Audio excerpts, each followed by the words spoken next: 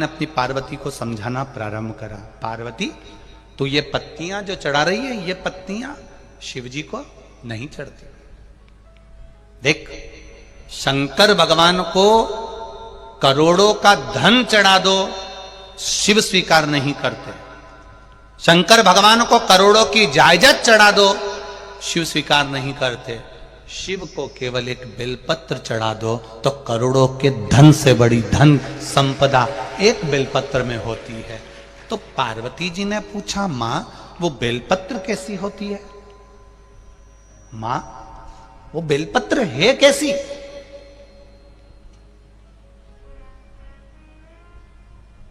अब किसी ने एक प्रश्न किया, गुरुजी पार्वती जी के नयन अश्रु से बेलपत्र बनी है।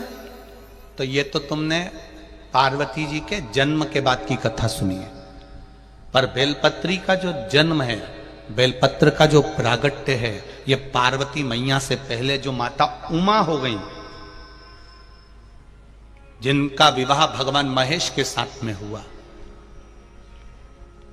वो माता उमा के समय की ये बेलपत्र है। अब सोचो 50 जन्म पहले माता पार्वती के, 50 जन्म पहले माता उमा का जन्म हो चुका था, इतने जन्म पहले की ये बेलपत्र है।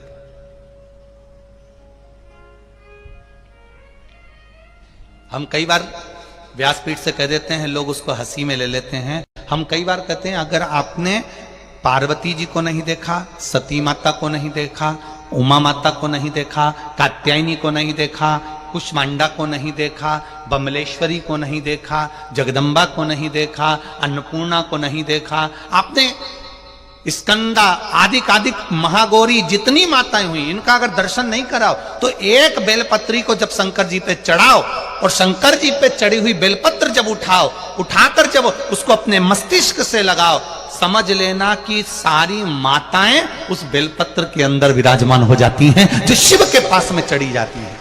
एक बेलपत्री में 64 योगनियां विराजमान है, एक बेलपत्री में 33 कोटि देवता विराजमान है, एक बेलपत्री में अष्ट भैरव विराजमान है, एक बेलपत्री में अष्ट विनायक विराजमान है, एक बेलपत्री में अष्ट लक्ष्मी विराजमान है, एक बेलपत्री में 33 कोटि देवताओं का आनंद विराजमान है। वो बेलपत्र कोई साधारण नहीं होता।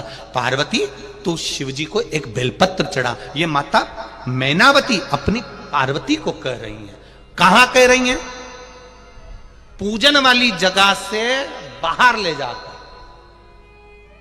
अब जरा समझ लीजिए, छत्तीसगढ़ के और जितने लोग आस्था चैनल पर कथा सुन रहे हैं, जितने लोग फेसबुक यूट्यूब पर सुन रहे हैं और जितने लोग यहां बैठकर कथा सुन रहे हैं, मैनावती में और हम में अंतर है। हम व्यक्ति को टोकते कहां पर हैं? भगवान की जब वो पूजन कर रहा होता है तब। मैनावती ने वहां नहीं टोका, पार्वती को वहां नहीं बोला। मैनावती ने देख लिया कि पूजन कैसी कर रही है, पत्ती कैसी चढ़ा रही है, क्या कर रही है, तब पार्वती मैया का हाथ पकड़कर बाहर लेकर गई शंकर के मंदिर से, शिवालय से बाहर ले जाकर मैनावती ने कहा कि पार्वती, शिव जी को अगर तू बेलपत्र चढ़ाएगी तो शंकर भगवान स्वीकार करेंगे। ऐसे तुझे बेलपत्र चढ़ाना है, ऐसे तुझे जल चढ़ाना है। ये शिव जी के सामने मैनावती ने नहीं कहा, शिव जी के पास से जाकर कहा। क्यों? अगर मैनावती कहती है मैं शंकर जी के सामने बैठकर तुझे अगर ज्ञान दूंगी तो वो ज्ञान श्रेष्ठ नहीं होगा। भगवान को लगेगा कि मैनावती को इतना अहंकार आ गया, इसलिए मैं वहां ज्ञान नहीं दे सकती, मैं तो भोलेनाथ जी के चरणों की दासी हूं, बाहर जाकर समझाऊंगी। और हम उल्टे हैं। कई माताओं की आदत रहती है, मंदिर में कोई पूजन करने आई और इसने टोकना, इधर मत बैठो, उधर बैठो, ऐसे मत चढ़ाओ, ऐसे चढ़ाओ, ये मत करो, ऐसा करो, तो समझ लेना ये मैनावती से भी ऊंची है। मैनावती से भी ऊंचा ज्ञान इसमें आ गया, जो ये शंकर जी के सामने बैठकर ज्ञान दे रही है। माता ब्रह्मा जी की धर्म पत्नी ब्रह्माणी को अहंकार आ गया था, सरस्वती को अहंकार आ गया था, वीणा देवी को अहंकार आ गया था कि मुझ में स्वर की आनंदता है, मैं स्वर की देवी हूं, मुझ में संगीत भरा है, मुझ में स्वर भरा है, मुझ में विद्या भरी है, मुझ में ज्ञान भरा हुआ है। ब्रह्मा जी ने जान लिया कि इसको इतना अहंकार आ गया, ब्रह्मा जी उसको शिव जी के पास ले गए। शंकर जी ने जान लिया कि सरस्वती को इतना अहंकार है, शंकर जी ने एक सभा रखी, इंद्र के यहां पर सभा चल रही थी, सब बैठे थे, देवादिदेव महादेव उस जगह पर पहुंच गए। तुमरुका जी आ गए, शंकर भगवान के भक्त तुमरुका जी, जिनके हाथ में वीणा है, करताल है, मुख घोड़े का लगा है, मुख घोड़े का लगा है।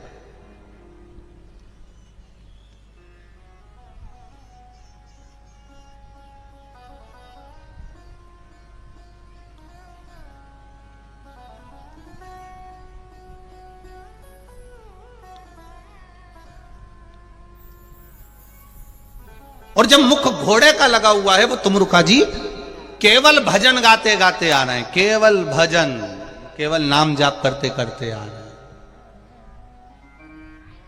अब इंद्रदेव ने सरस्वती माता से कहा, मां आप भी वीणा उठा लो। देवऋषि नारद से कहा, आप भी वीणा उठाओ। इधर सरस्वती मैया गाना चालू करती है तो सारे देवता उठ उठ कर चले जाते हैं, और तुमरुका जी गाना चालू करते हैं तो 33 कोटि देवी देवता आकर बैठ जाते हैं। सरस्वती मैया की आंख में से आंसू बहने लगे कि मेरी गायकी में, मेरे स्वर में ऐसा क्या है कि सारे देवता चले गए, और वो घोड़े का मुंह लगा है, शंकर जी का भक्त घोड़े का मुंह लगा है और गा रहा है।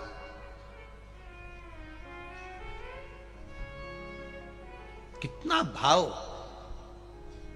एक जगह पे मीराबाई गा रही थी, मीराबाई भजन गा रही थी, तो वहां पर तानसेन निकल कर जा रहे थे, स्वर के सम्राट। तानसेन ने सुना मीराबाई गा रही है तो तानसेन को बड़ा दुख हुआ। तानसेन ने कोयला उठाया, उठा के दीवाल पे रख दिया, कृपया राग में गाएं, क्योंकि मीराबाई राग नहीं जानती थी, मीराबाई तो प्रेम से गा रही थी। तानसेन ने दीवाल के ऊपर लिख दिया, कृपया राग में गाएं। मीराबाई भजन गाकर उठी, जो देखा तो दीवाल पर लिखा था कृपया राग में गाएं। तो मीराबाई ने पूछा, ये किसने लिख दिया? तब लोगों ने कहा, तानसेन निकल कर गए थे, स्वर के सम्राट, जिनकी आवाज सुनने के लिए तो अकबर भी आनंद करता है, जिसको सुनने के लिए सब बैठे रहते हैं, बड़ी बड़ी सभाएं होती हैं, वो तानसेन ने लिखा है, मीराबाई तुम्हारे लिए लिखा है, कृपया राग में गाएं। मीराबाई ने कोयला उठाया, जहां लिखा था राग, उसके आगे लिख दिया अनु। क्या लिखा? जम के बोलो जरा, अनु। अब क्या हो गया? वो अनुराग। अब उसका पूरा पढ़ो, कृपया, बोलो बोलो बोलो, अनुराग में गाएं। तानसेन वहां से निकलकर फिर गया तो उसने देखा कि यहां पर मैंने लिखा था कृपया राग में गाएं, तो ये अनु किसने लिख दिया? तो क्या मीराबाई ने लिखा है। तानसेन मीरा के पास गए, मीरा मैंने तुझे राग गाने के लिए बोला और तूने अनु लिख दिया। मीराबाई कहती है, तानसेन तुम गाते हो अकबर को प्रसन्न करने के लिए, राजा को प्रसन्न करने के लिए, मीरा गाती है गिरधर को प्रसन्न करने के लिए। राजा राग देखता है और भगवान, बोलो रे छत्तीसगढ़ वालों, अनुराग देखता है। भगवान कभी राग नहीं देखेगा, भगवान अनुराग देखेगा।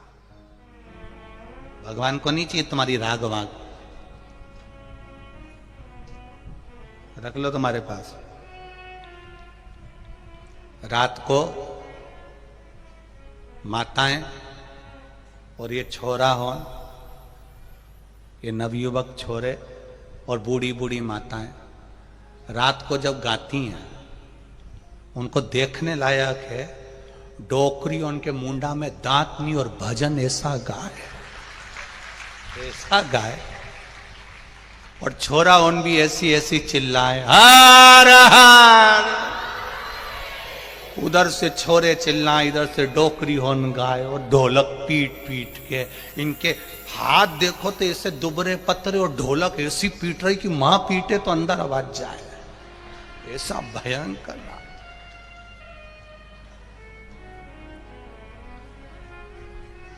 और कोई तो नाच रही, कोई गा रही, कोई घूम रही, कोई भाई बैठी बैठी डोल रही।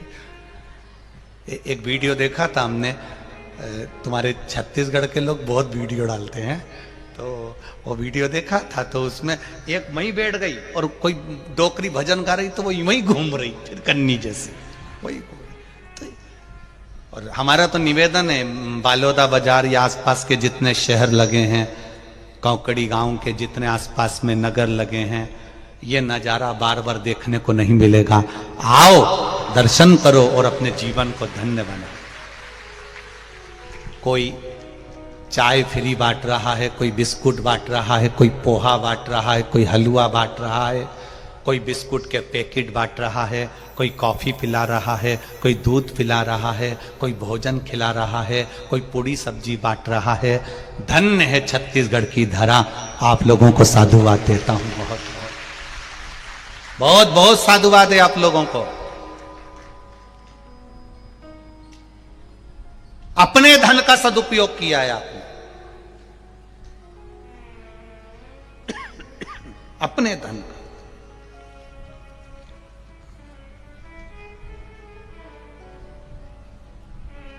ये छत्तीसगढ़ के लोगों ने जो खिलाने की जो आदत डाली है, लोगों को खूब प्रेम देने की आदत डाली है, ये कहीं उस परमात्मा की कृपा से प्राप्त हुआ है और उसको आनंद के साथ जनमानस तक पहुंचना चाहिए। इसीलिए तो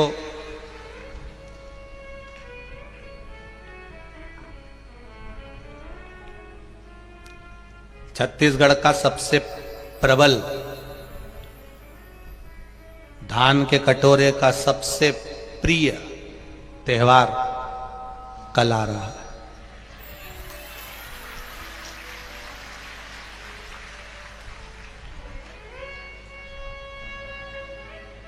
क्या बोलते हैं? छेर छेरा, माई कोठी के धान हरे तेरा।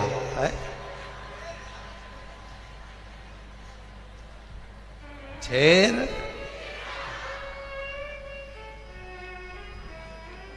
स्वयं अन्नपूर्णा मैया अपने किसान भाइयों के घर पर जाकर भिक्षा मांग लेती है महादेव को देने के लिए। ये वो त्योहार छे छे,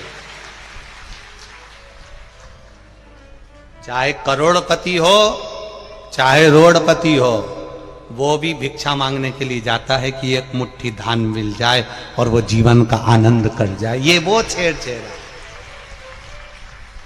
ये सुख है।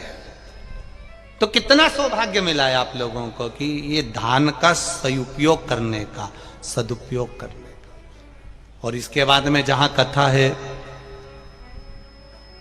परभणी में 13 तारीख से 17 तारीख तक शाम को 4 बजे से 7 बजे तक, परभणी वालों को भी कहना चाहूंगा, ये मौका 5 दिन कहीं ना कहीं तुम्हारे भाग्य का था, इसलिए कहीं भोलेनाथ को कुछ कृपा करना होगी।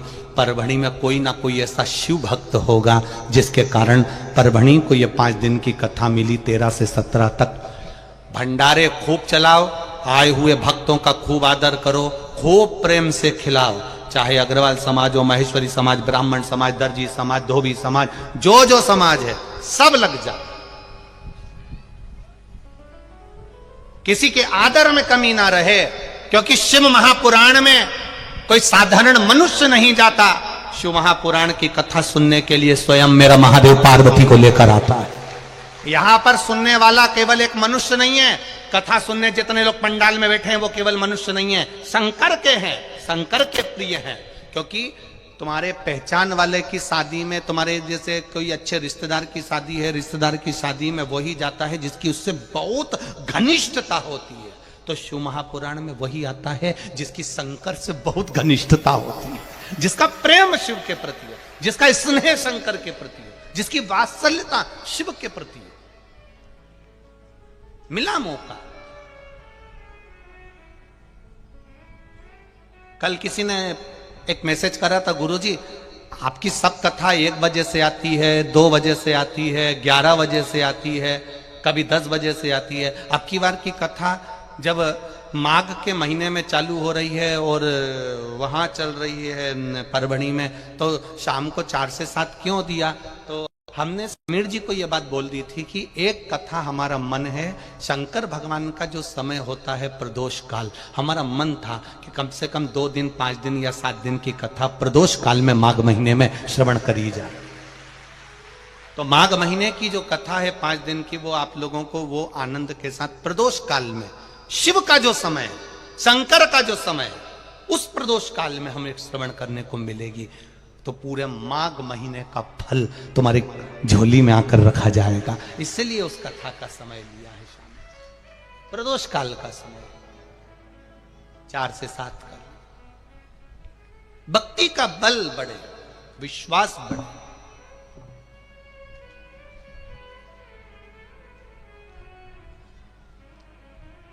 सरस्वती मैया का जब अभिमान आया तो माता सरस्वती को भी भगवान शिव ने ही ज्ञान प्रदान किया।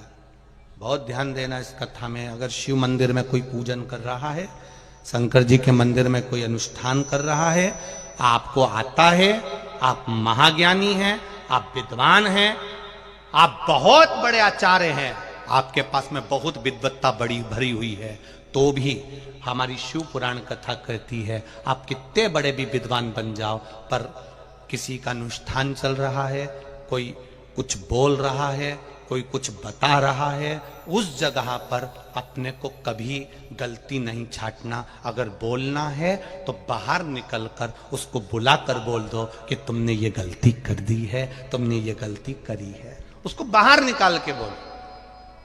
विद्वान की विद्वत्ता, एक श्रेष्ठ विद्वान की विद्वत्ता वो नहीं होती कि भगवान के सामने, सबके सामने आप बैठ कर किसी व्यक्ति का अपमान करो, ये विद्वत्ता नहीं कहती है।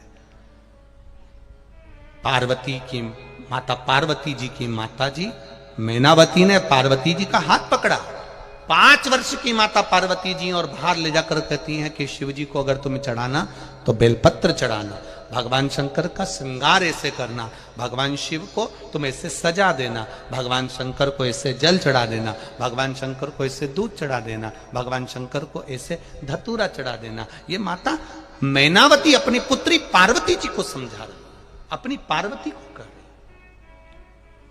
शिव जी के सामने नहीं कहा, भगवान शंकर के सामने नहीं कहा।